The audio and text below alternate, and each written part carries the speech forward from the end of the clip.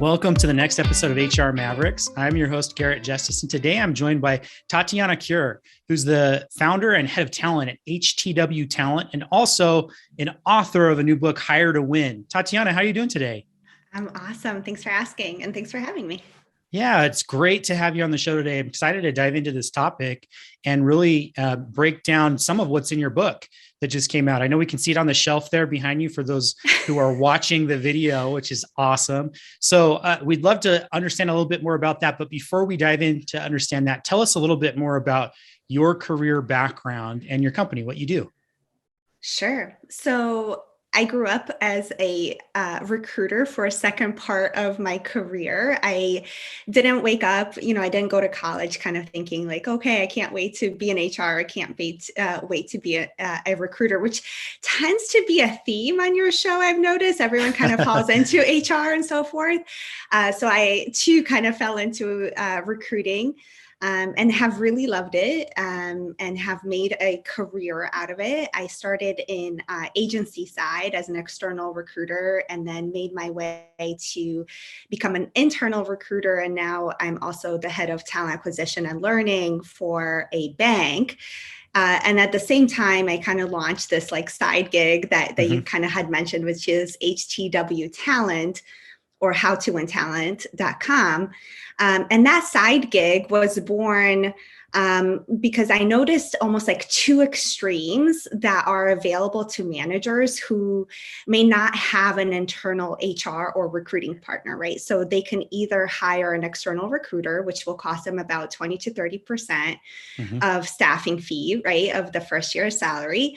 Or there's this other cost of time where they would just need to do everything themselves. And especially when they potentially may not know what they're doing, or this is their first time hiring, that there's an additional cost of like research and preparation and so forth. So I kind of thought about, well, how can I maybe offer something in between where a manager or an entrepreneur doesn't necessarily have the funds to spend on the 20 to 30% fee, is willing to do the work, but may just need like a little bit of support and guidance towards some of those milestones within hiring. And that's how HTW Talent was born, and providing kind of the tools and resources. And then one of the things I kind of thought about could be the most cost-effective tool to help those managers or even HR professionals, frankly. I wrote this book of Hire to Win, Manager's Practical Guide for Attracting and Interviewing Top Talent. And that essentially is just like an encyclopedia. You can open up at whatever stage you're at, and there's a tool, there's a resource out there, and just follow it and you'll be fine. You'll be your own best recruiter.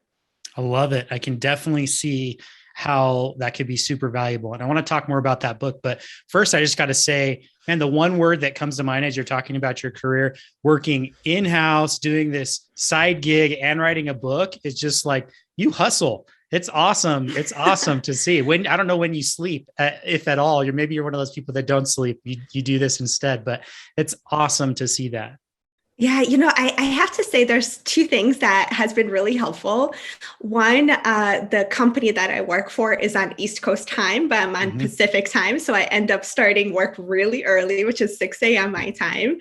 And then, I have all this other, energy to burn. And, I have to say, I love going to bed exhausted where, I'm like, even if I sleep for 2 hours, like really good sleep, that's great. Like I'd rather have 2 hours of really fantastic sleep than 8 hours of like, I still have energy to burn. And I didn't.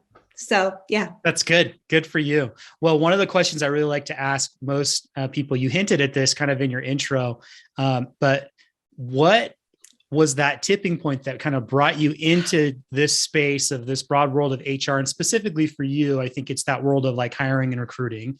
And then what's really kept you in that space for your career? You've had a couple of changes along the way, but generally you're still in that same space. So tell us more about that journey. Yeah. So, and I had mentioned, recruiting is kind of my second career, and maybe it's my third, but I went to college for political science. Mhm. So I was in Capitol Hill as an intern. And after my internship, I got a job. But at the same time, I was paying for college out of pocket for myself. And to do that, I was actually working in retail in sales. And so at the same time, I got this offer to go into sales, and it was a much more lucrative opportunity. And I just was like, look, like I have college bills to pay, so I'm gonna Mhm. go that route, which was great. So that was, I think, political science was probably like my first career, second career, sales. Mhm. And in sales, I just learned, kind of saw that sales came kind of naturally to me. I didn't have to. I don't think I had to work as hard as maybe Mhm. some other people when it came to sales. And then a friend of mine moved over to this small staffing agency, and the president of the staffing agency was looking to expand and was looking to hire someone else as a recruiter. And she's like, "Look, like I don't know any recruiters, but I know this person who's really good at sales. Why don't you have a conversation with her?" And so I got the job. It was in compliance and legal, and I Mhm. had no idea what recruiting actually meant. And on my first day, I was like, here's a phone, here's a computer, go figure it out. Mhm. And as a good salesperson, I went and figured it out, and move forward from there. Awesome. And then what's kept you in that Yeah. space since then? Yeah, I think especially most recently, what really has kept me is I've realized that when candidates kind of move jobs, that time of like job moving is one of the most life altering decisions that they can make.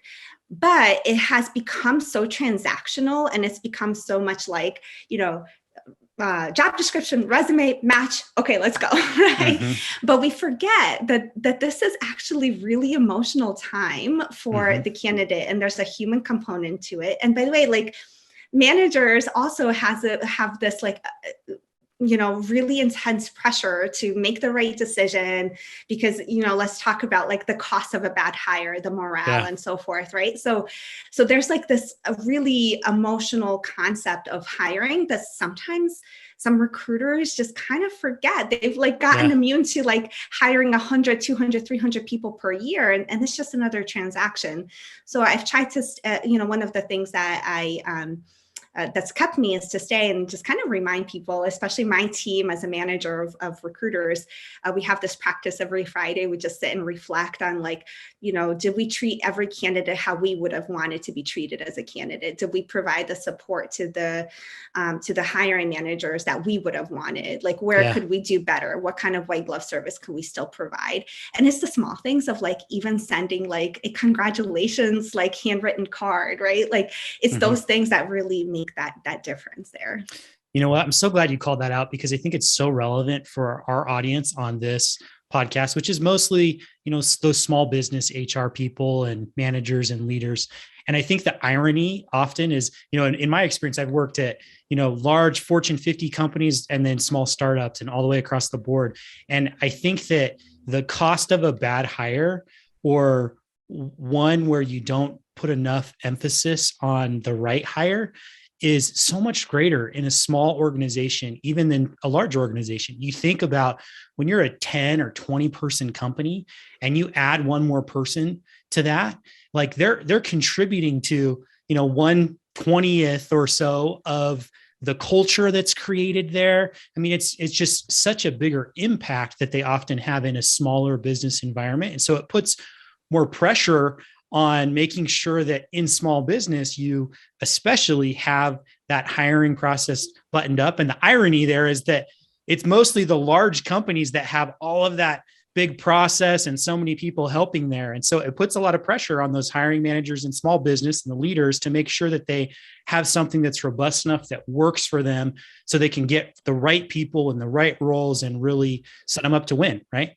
That's right. That's exactly it. Awesome.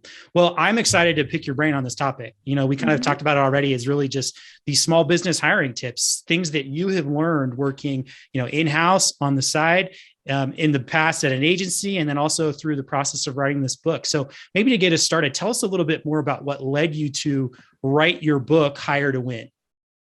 Yeah, I mean, those two kind of main reasons what led me to write that is, one is I have this deep passion for wanting to help entrepreneurs, and I often volunteer my time, and I'm happy to do that, especially when it's an entrepreneur looking to hire their first hire, and they just want like any support that they can get, and I'm definitely willing to do that.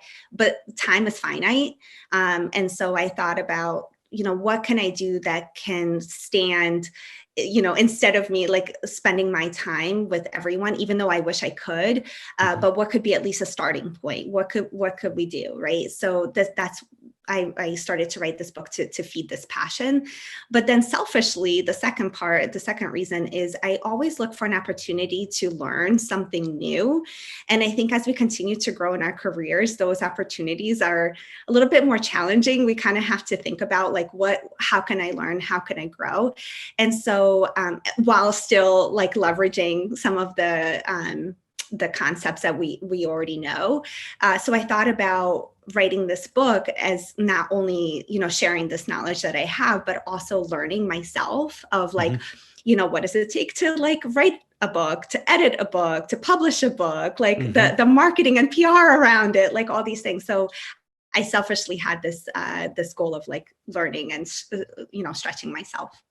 That's so good. And if I may, I just want to put just a short kind of selfish plug in there too, because this podcast is the HR Mavericks podcast. It's part of our HR Mavericks community, which is, a free community for HR professionals out there. And the goal of it is really about democratizing HR knowledge and best practices. And so, I think most people out there, I think you're probably in the top 1 or 2% that's that ambitious that says, I want to learn, let's write a book. Most people might not jump that far, and props to you for being able to do that. But those who still have that same passion or desire to kind of expand their knowledge, share what they have, I think that's one of the reasons why we started our community, HR Mavericks. There's plenty of opportunities to kind of get involved and to share that knowledge and give back and also learn in the process. And that's been one of the most valuable things for many members of the community so far that I've talked to, is just their ability to dive deeper into a topic, learn more about it, and further their career, right? Yeah, absolutely. I love it. So good. Well, thank you for indulging me and letting me put a selfish plug in there for anyone listening. But I want to really get into some of these tips and to kind of set the stage a little bit more. It's been a really interesting time, especially the last few years when it comes to like the hiring landscape. I mean, everyone's heard about the Great Resignation and lots of people are changing and moving jobs. So talk to us a little bit more about some of the changes that you've seen in the hiring landscape and how that really impacts the ability for companies to make the right hire. Yeah. So it's interesting. I too, have heard this term of a Great Resignation, but to me, it's almost like an unfair statement, because I'm like, they're not just resigning and like leaving the working force completely, right? So I almost refer to it as like great reassessment, because candidates' behaviors have changed and employees' expectations have changed, right? No longer are they looking to just get a bigger and bigger paycheck. They won't be convinced on taking another job or staying at their current job solely based on just getting a bigger paycheck. Candidates are also interviewing prospect companies a lot more diligently. They're asking a lot more questions, which means that the hiring teams have to be more prepared. Like questions like, one of the most common questions that candidates ask, like, how can I grow my career in this organization? And it used to be like, I don't know, tell me if I'm wrong here, but the most common answer used to be from managers, like, I'm looking for someone to grow and take my job at some point, right? Yeah. Like, that's not a fair assessment anymore, because candidates have caught on, like, wait a second, I had been with my company for 5 years. You're still here. You're not going anywhere. However, I still want to grow, right? Yeah. So they just need to be, the hiring teams are expected to have better answers, more concrete answers to those very common questions, right? So that's one. Another is, I think that there's definitely a sense of urgency that is expected at this point from both sides, from the candidate sides and the company side. I think, you know, I've definitely seen examples where even in my personal life, my partner, took another job. From the time that he sent his resume to the time that he actually started, it was 6 days. Now, another one of our friends was like, that's not really fair, because that's not a fair assessment of the real world, because I've been in this job market for 3 months, right? And I had been interviewing for this company for 3 months. So, however, the expectation of urgency is the same. So what I mean by that is, my friend who was in the process for 3 months, his expectation is that at least he gets a response back from the team within 24 to 48 hours, right, of business hours. So my husband was the same way. He's like, he actually said himself, like, look, 6 days, it was a whirlwind. Like, I wasn't ready to make it came out of nowhere, right? But at least, like, it was the same concept of, like, responding about the next step within 24 to 48 hours.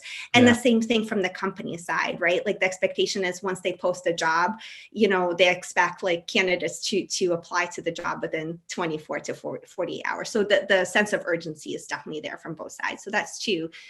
And then I think the last thing I would mention is a really big lean on data at this point, right? I think in the past, both hiring teams, they relied very heavily on gut feelings. Like, I feel that this is going to be the right decision. And the candidates were kind of saying the same thing. Like, I will take a leap of faith and take this role on. I feel that it will be the right decision. But now, like, they have, like, a decision matrix, and they, like, are really thoughtful about how they make decisions. Yeah, that's so interesting. And I really liked all of those points that you pulled out. And so, the next question that I have that just kind of naturally flows from that is, I'm thinking about a lot of our listeners out there, again, who are small business HR professionals or leaders. So how can they help the hiring managers at their companies become better equipped, better prepared in this current work environment, considering some of those changes that you just talked about?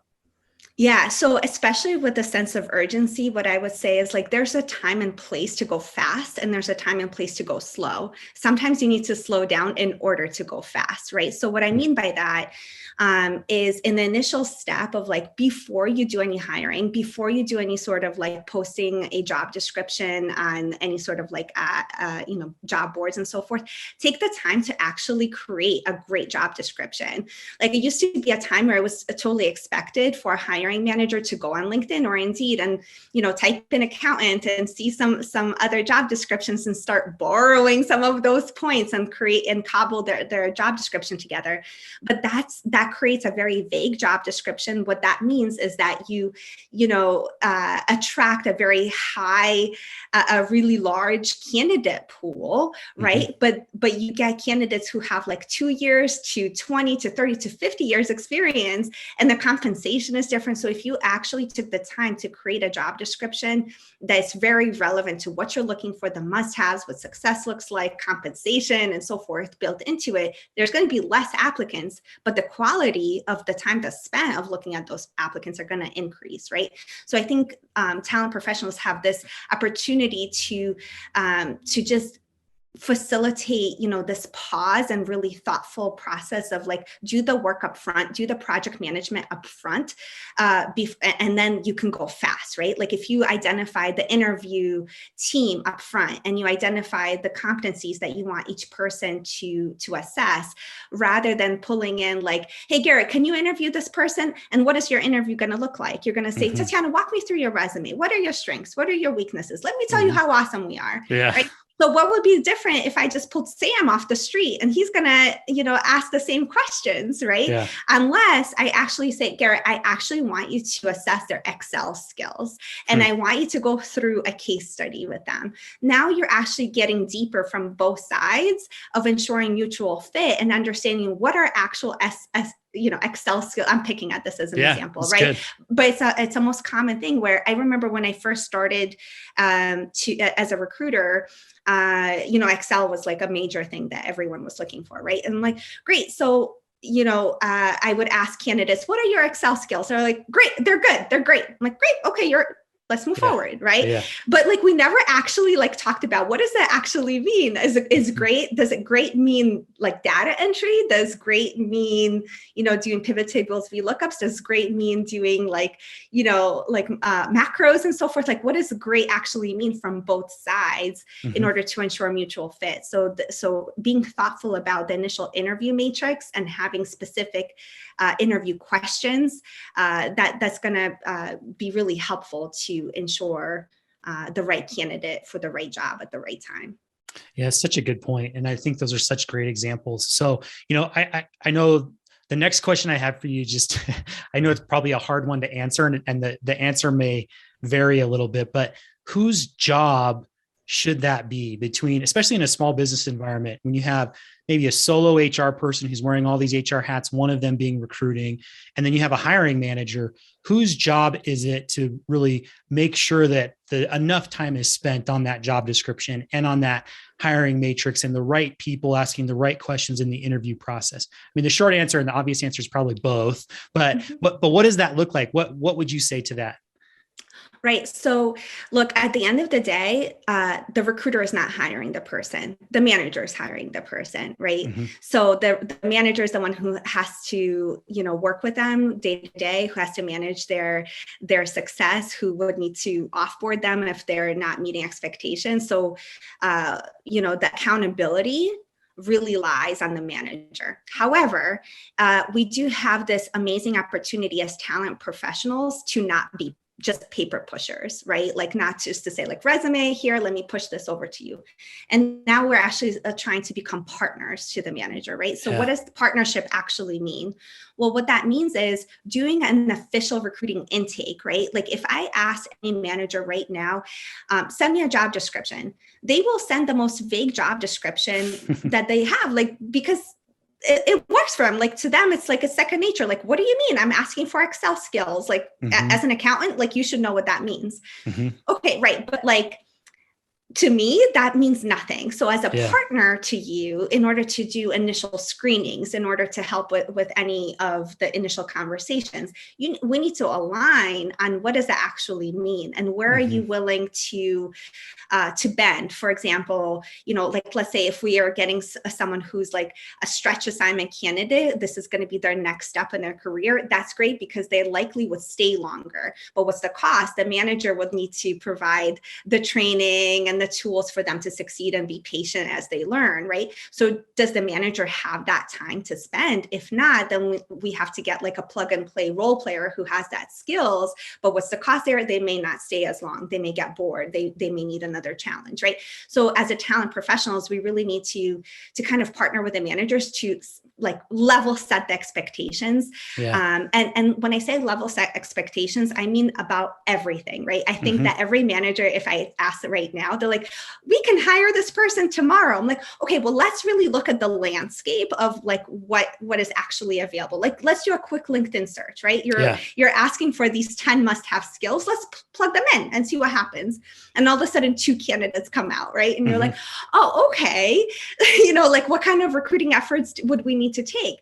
What kind of compensation expectations do we need to set, and so forth? So we have this opportunity to really partner.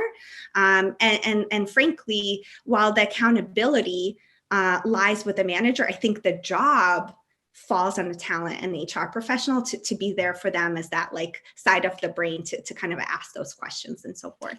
Yeah, I love the focus there on the partnership, right? The HR or talent professional brings hopefully, that structure in place of what the hiring process should look like to really coach then the hiring manager on how to apply and use that structure to find the right candidate. They're hopefully helping them push the talent professionals, helping push the hiring manager even further on the job description and what's most important in terms of skill sets or anything else. And what are the things that, like you mentioned, they're willing to give up if push comes to shove, right? And so I love that idea of partnership, and you can see where the talent professional can play a big role and even elevate their role from, like you said, being just paper pushers, right, to being a true partner when they can bring that process and educate the hiring manager on how to apply that process. Right.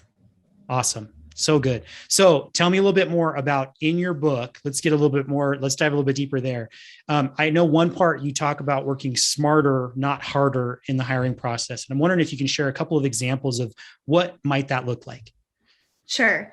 So one is create that project plan or doing the recruiting intake. I spend a lot of time talking about it, but again, I think like the smarter, not harder, it really comes to in the beginning part. And I would say in my book, I spent 2 chapters talking about it out of 10. So, so that really should kind of speak volumes as to how much that will really help.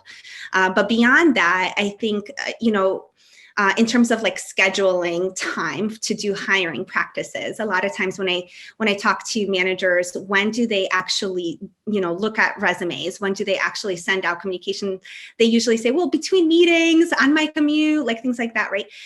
So you're essentially like doing like multitasking, and you're essentially like spending 2 minutes really of like of that time, which is not a great time. So a much better time is to like actually put it on your calendar, like let's say 30 minutes at the end of the day to look at the applicants that come in at the end of the day. And there's this saying, like, if it's not on your calendar, it won't happen. And all of a sudden, like 2 weeks later, you realize like, oh my gosh, I should be looking at those applicants, and they're no longer available, right? So set that time, 30 minutes at the end of the day. Another thing is, I would say organization. A lot of times, we kind of think about, oh, I'll remember that person. I'll remember that person. And then this has happened to me where I'm like a year later, I'm like, I remember that person. I can see their background. I remember like everything about their kids, but I can't look them up in my emails unless I actually remember their name, right? Yeah. So a simple organization tool, like just even having like an Excel sheet, right, with the name and the contact and like notes, it will go a long way of like just working smarter, not harder. Yeah. And then lastly, I would say streamlined communication. I think this is something that has come up quite a bit from what I heard from entrepreneurs who have to do the hiring themselves, where they're like, I just don't have time to like go back and forth, right? So just write out those communication up front. And what I used to do is save it as like an alternative signature in your email. And so that way, when you're saying like, I'm inviting you to interview with me, you're not typing it from scratch, like, hello, thank you for applying, but you're just hitting one button and just updating the times. Smart. I love it. Those are some excellent tips. I'm curious if you can share with us too, just because I know you have this wealth of experience in the hiring process and working with so many different entrepreneurs and small businesses. What are some of like the absolute best practices that you've seen when it comes to hiring that most companies don't do very often or don't do very well? Well, I'm going to put in the recruiting intake in there one more time, but I'll actually give you a story at the end about that. And I just really, truly think most companies don't put enough emphasis up front, and it really goes a long way. And I'll tell you a story about how I saw that in fruition in a moment. But I would say the other thing is ensuring mutual fit. A lot of times companies just spend, if you book 30-minute interview with a candidate, most of the time, the interviewer spends 25 minutes asking questions of the candidate and like, do you have any questions for me? I have 5 minutes, go, right? Yeah. So they just don't take a good enough time to ensure a mutual fit.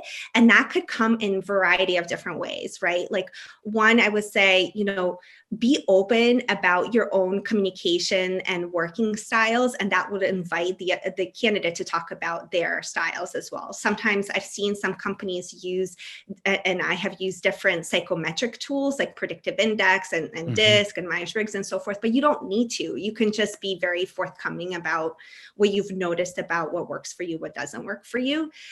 I also would say peer interviews are not a very frequent, which really goes a long way, because an accountant at one company could be very different what an accountant is at another company, what tools they use, the expectations and so forth, right? And then I would say, so I had mentioned about how, we don't do enough time about ensuring mutual fit. One of the opportunities that you can do if you find I do need 25 minutes out of 30 minutes to interview the candidates. Great. So maybe do offer an optional reverse interview where you ask the candidate like, hey, can do you have all the information that you need? Can we Yeah. offer any of those information for you? And then I would say the last one is, again, for ensuring mutual fit, is offering maybe 2 interviews with the manager, right? So one in the beginning to make sure the manager has 25 minutes to ask questions, but then at the end, before you're extending an offer, just have one more conversation where the candidate has the opportunity to ask as many questions as possible. And that could include even reference checks. I had one, actually our general counsel, when he was hiring someone, he offered the person to do reference checks on him. So he's like, hey, if you're curious about how other people have liked to, or disliked the good, bad, and the ugly of working for me, here's a list of people who used to report to me. Reach out to them on LinkedIn. Here's their phone numbers. Reach out to them. They're open to talking, right? Awesome. So again, that mutual fit. But I did promise to tell you that story where that recruiting intake really came to place. So I was recently working with a CEO entrepreneur, and she was hiring for kind of her big first major hire, right? So she's had like part-time employees and so forth, but this was her like first big hire.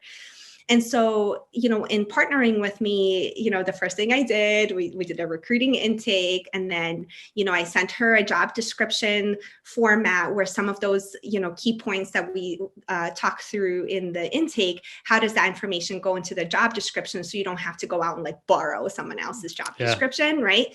So we created this job description, and then we posted the job description online. The next day we had 100 applicants. And for reference, she previously tried to cut corners and do some of those things of like just posting, very standard vague job description. And she would get like 2 to 3 applicants, right? So she's like, oh my gosh, like these results are intense.